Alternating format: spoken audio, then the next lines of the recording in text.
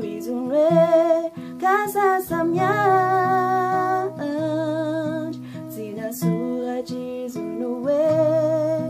Fazamala Eluyana Fatam Kataminiwe Izauriza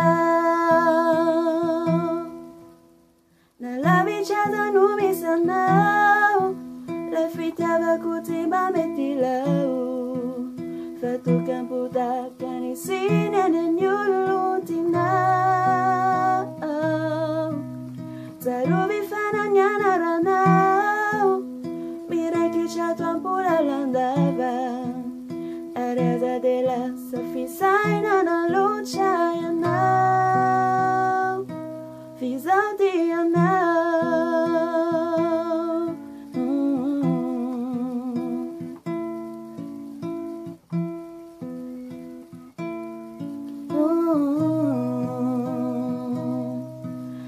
Fitiava quando accisai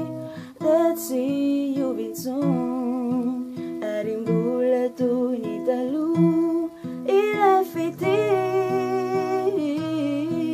Natiwewa nila kanao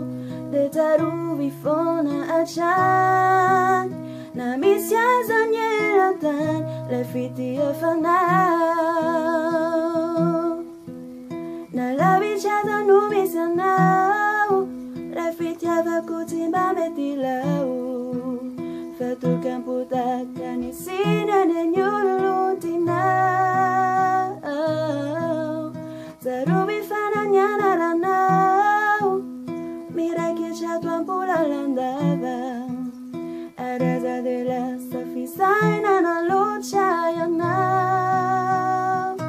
Fizauti yanau